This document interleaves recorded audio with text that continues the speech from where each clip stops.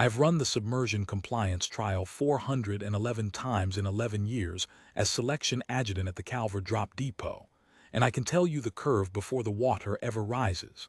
Heart rate climbs first always, the moment the chamber seals. Then the lungs start arguing with the brain.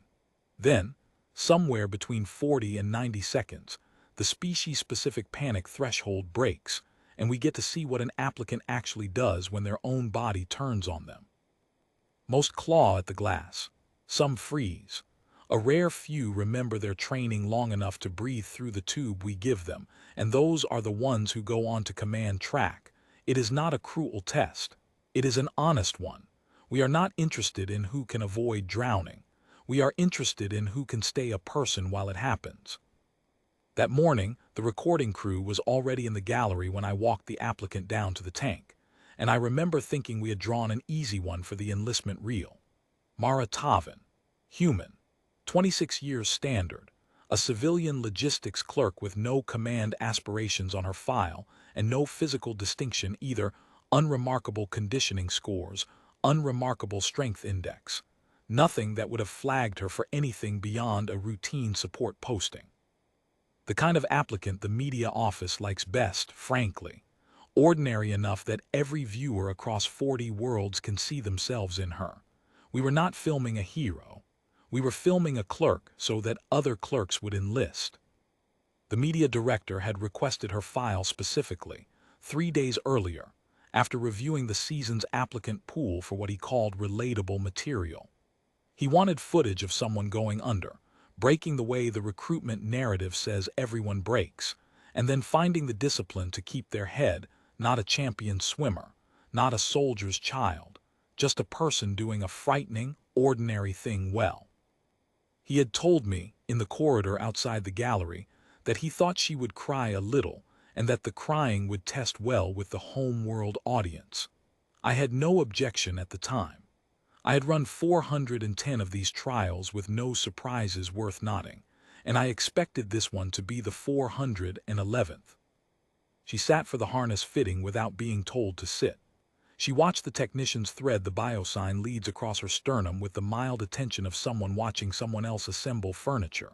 When I explained the trial, full submersion, no air feed, hand signal to abort at any time, nothing held against her if she used it, she nodded once and asked whether the water was going to be cold. It was a small, practical question. I had expected, if anything, fear dressed up as bravado. I got logistics. The chamber sealed. The water rose to her collarbone, then over her head, and the gallery lights through the long blue shimmer across the glass that I have watched 411 times. Her heart rate did not climb. I want to be precise about this, because precision is the only part of my job that matters. In every species we screen, Dorun, Vethari, Calicine, even the deep-pressure Orsali who barely register the water as a threat at all, the first 90 seconds belong to the sympathetic nervous system. Pulse up, breath held by force of will, cortisol spiking hard enough to read on the panel without instruments. Mara Tavin's pulse, which had opened the trial at a resting 68, dropped to 51 within the first 8 seconds of full immersion. By 11 seconds it was 40. The media director leaned toward the glass and murmured something about how calm she looked, how good the footage would be. I did not answer him. I was watching the secondary readouts, the ones the recording crew never bothers to learn: peripheral circulation collapsing inward, blood retreating from her limbs and pooling toward her chest and skull.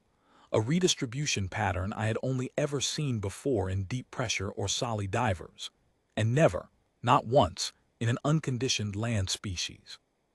Her core was being protected. Something in her was deciding, faster than thought, that the rest of her body was expendable scaffolding around 2 organs that mattered, and shutting the door on everything else accordingly. 30 seconds, her pulse was at 31.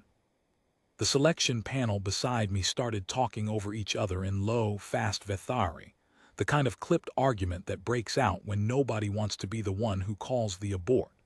I understood the shape of it without needing the words. The trial is calibrated against the worst survivable curve we have on record, the Orsali divers, and their floor sits at 26 beats a minute before we pull them regardless of consent. We had built that number believing it was close to a hard biological wall. Mara Tavin was descending toward it like it was a waypoint, not a wall, and she had not moved her abort hand once. 45 seconds, 28. I gave the order to surface the platform for visual check, not full abort, a compromise. I admit it now, born of not wanting to be the adjutant who ended a trial that wasn't yet failing by any standard we'd written down. Her face broke the water. Her eyes were open.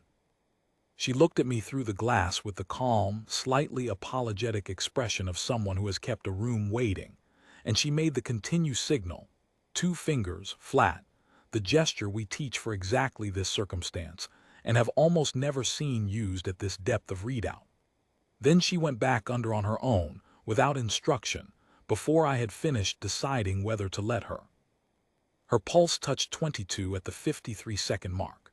By every model we had built, that number belonged to a body actively dying. The medical officer beside me had stopped talking entirely and was simply watching the line on the display, her hand hovering over the emergency drain release without committing to it, the way you hover over a decision you are no longer sure is yours to make. I have asked myself since whether I would have let it run to 60 seconds, to 90, to whatever the floor actually was. I did not get to find out. At 58 seconds, Mara Tavin signaled aboard herself calmly, as if she had simply finished a task on her own schedule, and we surfaced her. She came up breathing in slow, even pulls, the way you'd breathe after a long walk rather than after dying twice on an instrument panel.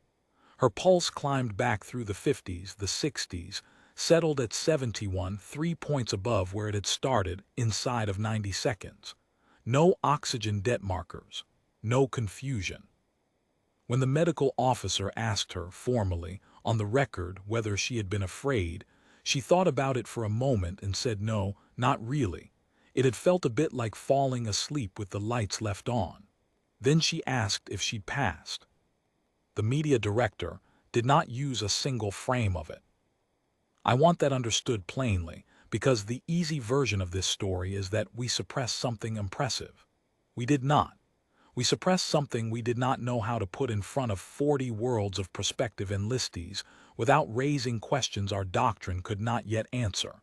A recruitment reel is supposed to say, "Be brave, and your body will carry you through fear." What our instruments had actually recorded was a body that had simply declined to be afraid, on a level beneath bravery, beneath choice, beneath anything we screen for or train toward. A standing biological feature, present from birth, that treats total submersion not as an emergency to survive, but as a known condition to be managed. We do not know yet how many of her species carry it. We do not know what triggers it, or what its actual floor is, because she stopped it herself before we found out. We know only that the number we had built our entire compliance doctrine around, the number we called the edge of what a person can survive, was not her edge.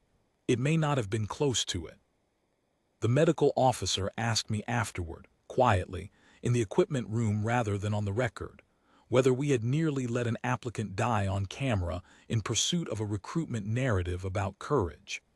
I did not have a clean answer for her. The instruments had told us, accurately, that a body was approaching a threshold every other species in our registry does not survive past. The instruments had simply never been asked to account for a species that approaches that threshold and stops there on purpose, the way the rest of us might pause at a closed door rather than walk through it. We had been one signal away from drowning a perfectly compliant, perfectly calm applicant inside a margin our own doctrine swore did not exist, and the only reason it had not happened was that she, not us, had decided when the demonstration was finished.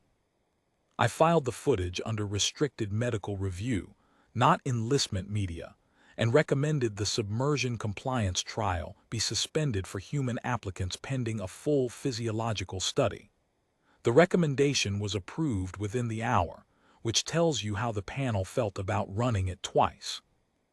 Mara Tavin was cleared for command track 3 days later, on the strength of a logistics aptitude score, nothing more. She has no idea, as far as I know, that anyone considers what happened in that tank remarkable. When I asked her, off the record, what she thought we'd been testing for, she said she'd assumed it was patience. I did not correct her. I am no longer certain I could explain, in terms either of us would find comforting, what it actually was.